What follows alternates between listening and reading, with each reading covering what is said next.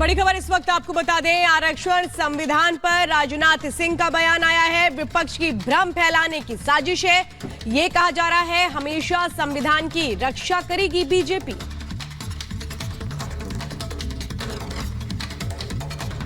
Sir, आप तो राजनीतिक स्वच्छता के लिए जाने जाते हैं, आपकी बोली में स्वच्छता रहती है, पर जिस तरीके की पॉलिटिकल कमेंट्री समय की जा रही है, इंडिया गठबंधन के तमाम नेता है, कभी सनातन धर्म पर, कभी हिंदू पर, कभी प्रधानमंत्री मोदी पर टिप्पणियां करते हैं, क्या रीजन लगता है इसके पीछे आपको? नहीं, मुझे लगता है कि केवल वो सरकार बनाने के लिए राजनीति करते हैं। लेकिन मेरा एक सुझाव उन लोगों के लिए है कि किसी भी राजनीतिक पार्टी को राजनीति केवल सरकार बनाने के लिए नहीं करनी चाहिए। सरकार बनाने के लिए करें, लेकिन सरकार का उद्देश्य है देश बनाना, तो राजनीति देश बनाने के लिए की जानी चाहिए। जब यह उद्देश्य सामने होगा तो मैं समझता हूं कि जिस प्रकार की हरकतें विपक्ष कर रहा है वैसी हरकतों से वो बच सकता है। किसानों को तो और इस बीच आपको बताएं, अखिलेश यादव किस तरह से अब सामने आ रहे हैं। वो ये कह रहे हैं कि आरक्षण पर जो बीजेपी है उसके सुर बदल गए हैं। चुनाव आरक्षण समर्थक बन चुकी है बीजेपी, पहले आरक्षण का विरोध कर रही थी। क्या कहा है अखिलेश यादव ने, सुनिए जरा।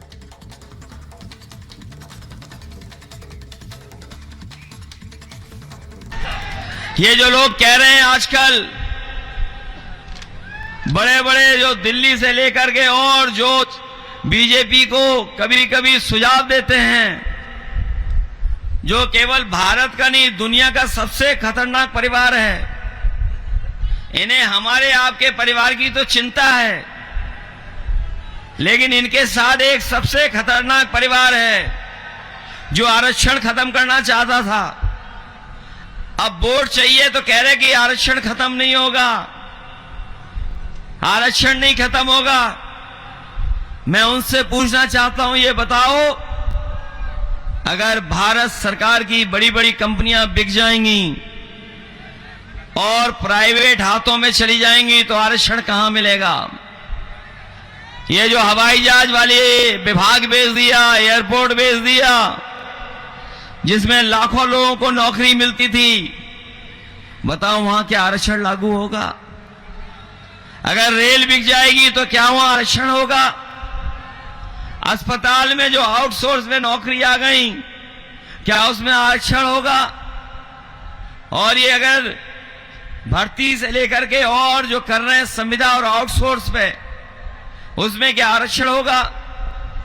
ये न केवल नौकरी खत्म करना चाहते हैं बल्कि आरक्षण भी खत्म करना चाहते हैं। ये इनकी बड़ी साजिश है, लेकिन हम समाजवादी लोग इनको कामयाब नहीं होने देंगे। और इसी बीच अगली बड़ी खबर आपको बता दें, नई दिल्ली से बीजेपी प्रत्याशी बांसुरी स्वराज अब से थोड़ी देर बाद नामांकन दाखिल करेंगे, लेकिन उससे पहले रोड शो की तैयारी है। बड़ी जानकारी मिल रही है, पहले रोड शो किया जाएगा, उसके बाद नामांकन दाखिल किया जाएगा। नई दिल्ली लोकसभा सीट से बड़ी खबर मिल रही है, अब से थोड़ी देर बाद बांसुरी स्वराज जो है नामांकन दाखिल करेंगी और लगातार चुनावी प्रचार में जुटी हुई हैं, रोड शो कर रही हैं, जनसभाओं को संबोधित कर रही हैं। तस्वीरें आप देख रहे हैं, एक भारी हुजूम भी लोगों का पहुंच रहा है। बांसुरी स्वराज की कटआउट्स लेकर लोग काफी अपना उत्साह दिखा रहे हैं, विश्वास दिखा रहे हैं, लेकिन पहले रोड शो होगा आज और उसके बाद नामांकन दाखिल होगा। और कड़ी टक्कर है आम आदमी पार्टी से, कड़ी टक्कर बीजेपी प्रत्याशी बांसुरी स्वराज की। जनता जनार्दन के आशीर्वाद से अभिभूत हूं और एक विकसित भारत बनाने के लिए प्रतिबद्ध हूं। ये मोदी जी की गारंटी है, जो सारी गारंटी पूरी होने की गारंटी है। ये जो अब जन सैलाब दिख रही है, ये मोदी जी की जन कल्याणकारी योजनाओं पर जनता का आगाज। अपने डेब्यू को कैसे देखते हैं आप? आपकी मां से आपकी तुलना की जाती है। ये टिकट मेरे अकेले का नहीं है, ये टिकट सब भारतीय जनता पार्टी के प्रत्येक कार्यकर्ता का टिकट है। और मैं आपको बताऊं, मैं अकेली नहीं हूँ, मेरी पार्टी और मेरे संगठन की शक्ति मेरे साथ खड़ी है। माँ का आशीर्वाद जरूर है और नरेंद्र मोदी जी का एक दशक का सुशासन, आत्मविश्वास, आत्मगौरव से जो भरा हुआ उन्होंने भारत कराई है, उसका असर। कैसे खुद को एक सफल नेता के तौर पर साबित करेंगे अपनी माँ की तरह? मैं नेता बनने आई नहीं हूँ, मैं अपनी आखिरी श्वास तक भारतीय जनता पार्टी की एक कार्यकर्ता हूँ और कार्यकर्ता रहूंगी। जनता के साथ संपर्क में लगी हुई हूँ पिछले 56 दिन से। वही जारी रहेगा। और यदि जनता सेवा का मौका देती है तो उनके बीच में मौजूद रहकर, उनके लिए उपलब्ध रहकर मोदी जी की गारंटी जन जन तक पहुंचाने की गारंटी मैं लेती हूं। 400 पार के नारे को कैसे देखते हैं आप? अब की बार 400 पार नारा है ही नहीं, संकल्प है, और इस संकल्प को सिद्धि तक लेके जाएगी भारत की जनता। अब की बार 400 पार, फिर एक बार मोदी सरकार। तो बांसुरी स्वराज पहली बार चुनाव लड़ रही हैं और बेहद हाई प्रोफाइल सीट नई दिल्ली सीट से उन्हें मैदान में उतारा गया। हमारे सहयोगी अंजलि हमारे साथ जुड़ गए। अंजलि, आपने उनसे बात भी की है। देखिए, लेगेसी का फायदा भी होता है तो कई बार दबाव भी होता है, और बांसुरी स्वराज का नाम सुषमा स्वराज से जुड़ा हुआ है, जो बहुत ही पॉपुलर और कद्दावर नेता रही हैं। बिल्कुल, और यही सवाल हर किसी के जहन में है कि क्या बांसुरी स्वराज सुषमा स्वराज की तरह, क्योंकि डेब्यू उसी तरह से देखा जा रहा है, उनका डेब्यू उसी तरह से देखा जा रहा है, क्योंकि जब सुषमा स्वराज ने चुनाव लड़ा था दक्षिणी दिल्ली से तब भी उनके सामने वकील थे, और दूसरी तरफ सुषमा स्वराज भी वकील थी, तब भी वकील वर्सेस बनाम वकील देखी जा रही थी लड़ाई। और आज भी यही देखा जा रहा है, जब सोमनाथ भारती खुद पेशे से वकील भी हैं और वो भी पहली बार अपना चुनाव लड़ने जा रहे हैं, और इधर बांसुरी स्वराज भी डेब्यूटेंट हैं। तो अगर वो यहाँ पर इस सीट पर यानी कि नई दिल्ली पर सोमनाथ भारती को हराने में सफल हो पाती है तो एक कद्दावर नेता के रूप में वो उभर पाएंगी, क्योंकि एक्टिव राजनीति में वो पहली बार कदम रख रही हैं। इससे पहले उन्हें कई बार देखा गया था बोलते हुए, तमाम मुद्दों पर प्रदर्शन के दौरान उन्हें देखा गया था, लेकिन जब उन्हें नई दिल्ली सीट से, इस हाई प्रोफाइल सीट से बीजेपी की ओर से टिकट दिया गया तो हर कोई चौंक गया था कि इस सीट से उन्हें टिकट दिया गया है, और अब वो अपने आप को कैसे सफल साबित करके दिखा पाएंगी, क्योंकि उनकी जो तुलना की जा रही है वो सुषमा स्वराज से की जा रही है, और डेब्यू भी ठीक उनका इसी तरह से ही हो रहा है। तो आज अपना नॉमिनेशन दाखिल करने जा रही है। तस्वीरें भी आपने देखी कि रोड शो के दौरान वहां पर उनके साथ केंद्रीय मंत्री हरदीप सिंह पुरी भी मौजूद रहे। और रोड अंजलि, आप बने रहिए हमारे साथ, और आपने बातचीत भी की और एक तरह से कॉन्फिडेंट नजर आ रही हैं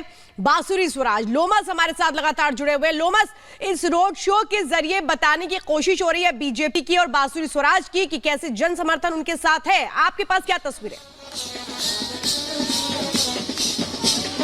बिल्कुल साफ तौर पे मैं आपको पहले तस्वीर दिखाना चाहता हूं। मैं यहाँ पे नामांकन, जहाँ पे बांसुरी स्वराज नामांकन करने के लिए पहुंचे, साफ तौर पे आप तस्वीर से अंदाजा लगा सकते हैं कि दिल्ली में कितने चाहने वाले बांसुरी स्वराज के। साफ तौर पे आप देख सकते हैं, अलग ही यहाँ पे अंदाज है, लोग नाचते गाते हुए यहाँ पे दिख रहे हैं, और साफ तौर पे ढोल नगाड़े यहाँ पे बजाए जा रहे हैं। मैं अपने विजय बोलूंगा कि वो तस्वीर दिखाए, साफ तौर पे यहाँ पे तस्वीर दिखाए किस तरीके से लोग यहाँ पे डांस कर रहे हैं, और अंदर बांसुरी स्वराज पहुंच चुकी है साफ तौर पे नामांकन के लिए, और यहाँ पे लोग अलग ही रंग में नजर आ रहे हैं। ये है दिल्ली की जनता, और साफ तौर पे दिल्ली की जनता उनका स्वागत करते हुए दिख रही है। उनका कहना है कि इस बार इतिहास बदला जाएगा बांसुरी स्वराज को लेकर के। उनके समर्थक में यहाँ पे जो कार्यकर्ता है वो बड़ी तादाद में यहाँ पे उमड़े हुए हैं, और साफ तौर पे हम बात बांसुरी स्वराज नामांकन के लिए पहुंची अंदर किस तरीके से माहौल आपके सामने है।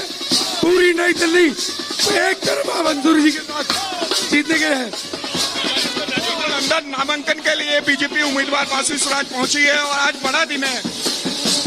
एक तरफा बांसुरी स्वराज बल्ले बल्ले, बाकी सब थल्ले थल्ले, तंबू खड़ गए झाड़ू कांग्रेस के। बिल्कुल आज बड़ा दिन है बांसुरी स्वराज के लिए, किस तरीके से देखते हैं? देखिए, बहुत बड़ा दिन है, निश्चित रूप से बहुत बड़ा दिन है, और मैं ये कहूंगी कि एक ही नारा एक ही नाम, जय श्री राम जय श्री राम। अब की बार 400 पार, नई दिल्ली से आई आवाज। बिल्कुल आज बड़ा दिन है बांसुरी जी के लिए। बीजेपी की उम्मीदवार हैं, वो आज नामांकन के लिए पहुंची हैं। देखिए, इस बार 400 पार, और हमारी नई दिल्ली से कम 5 लाख आगे हम जीतेंगे। 5 लाख हमारे जो कैंडिडेट है बांसुरी स्वराज जी, दिल्ली में सबसे ज्यादा वोट से जीतने जा रही है, और दिल्ली के सातों सीटें भारतीय जनता पार्टी की झोली में पड़ने जा रही है। फिर से श्री राम, जय जय श्री राम।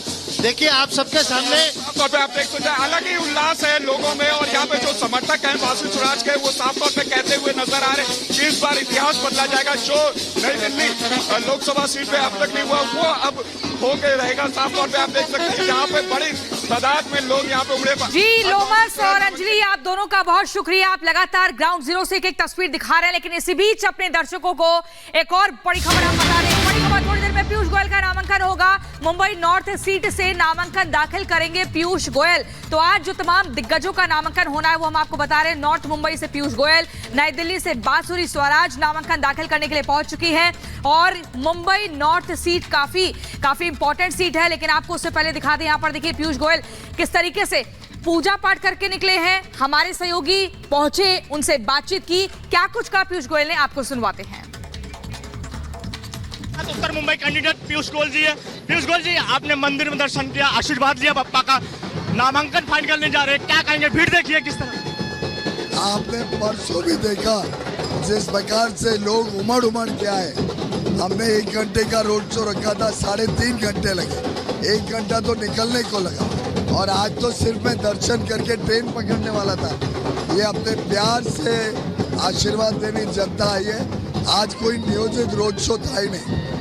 आगे पीछे लाल हरा सारे झंडे दिए जा रहे हैं, सारी पार्टियों, सारी अलायंस के। आज पूरा देश प्रधानमंत्री नरेंद्र मोदी जी के साथ है, उनको आशीर्वाद दे रहा है, उनके समर्थन में है।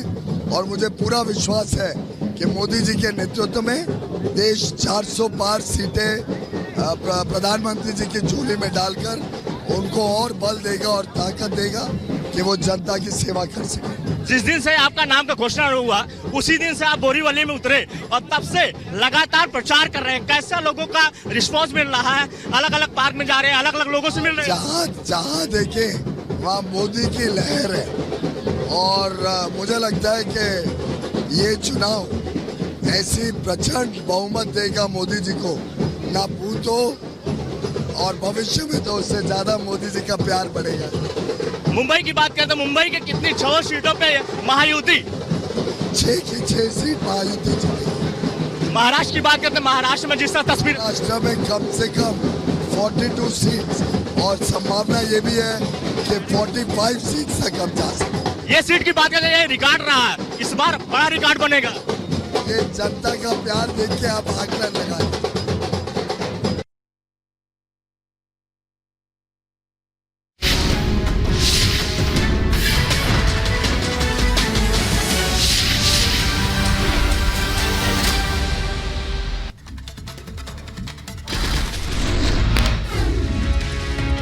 गुवाहाटी में बोले गृह मंत्री अमित शाह का दक्षिण में भी बीजेपी को समर्थन मिल रहा है। 10 साल से पूर्ण बहुमत की सरकार चला रही है। फेक वीडियो पर बोले गृह मंत्री अमित शाह, कहा कांग्रेस ने मेरा फेक वीडियो बनाया, फेक वीडियो से भ्रम फैलाया जा रहा है। गृह मंत्री ने राहुल और प्रियंका पर किया हमला, कहा चुनाव लड़ेंगे या नहीं लड़ेंगे, ये कंफ्यूजन आत्मविश्वास की कमी दिखा रहा है। रिपब्लिक भारत पर बोले रक्षा मंत्री राजनाथ सिंह, कहा सभी लोगों का मिल रहा समर्थन, देश का विकास सिर्फ प्रधानमंत्री मोदी कर सकते हैं। रक्षा मंत्री राजनाथ सिंह का बयान, कहा आरएसएस ने किया देश हित के लिए काम, स्वयं सेवक होना गर्व की बात, भारत लगातार कर रहा है विकास। रक्षा मंत्री राजनाथ सिंह ने विपक्ष पर साधा निशाना, कहा विपक्ष सरकार के लिए कर रहा है राजनीति, देश बनाने के लिए करना चाहिए राजनीति। किसी भी राजनीतिक पार्टी को राजनीति केवल सरकार बनाने के लिए नहीं करनी चाहिए। सरकार बनाने के लिए करें, लेकिन सरकार का उद्देश्य है देश बनाना, तो राजनीति देश बनाने के लिए की जानी चाहिए। बांसुरी स्वराज ने नामांकन से पहले पूजा अर्चना की। नई दिल्ली सीट से बीजेपी की प्रत्याशी हैं बांसुरी, आज नामांकन दाखिल करने पहुंची हैं। कांग्रेस उम्मीदवार विक्रमादित्य सिंह ने किया कंगना पर हमला, कहा जिस तरह की भाषा का इस्तेमाल कर रही है कंगना, वो हिमाचल की संस्कृति में नहीं। जिस तरीके की भाषा शैली का वो प्रयोग कर रहे हैं वो हिमाचलियत और हिमाचल की संस्कृति में तो नहीं है। ये ज़रूर है, अगर मैं उसको एक शब्द कहूँ जो मुंबई में ज़्यादा इस्तेमाल होता है, ये एक टपोरी लैंग्वेज है। मध्य प्रदेश के भोपाल में सीएम मोहन यादव ने इंडी गठबंधन पर साधा निशाना, कहा अगर सपा और कांग्रेस के उम्मीदवार चुनाव नहीं लड़ना चाहते तो हम कुछ नहीं कर सकते। कांग्रेस समाजवादी पार्टी या कोई भी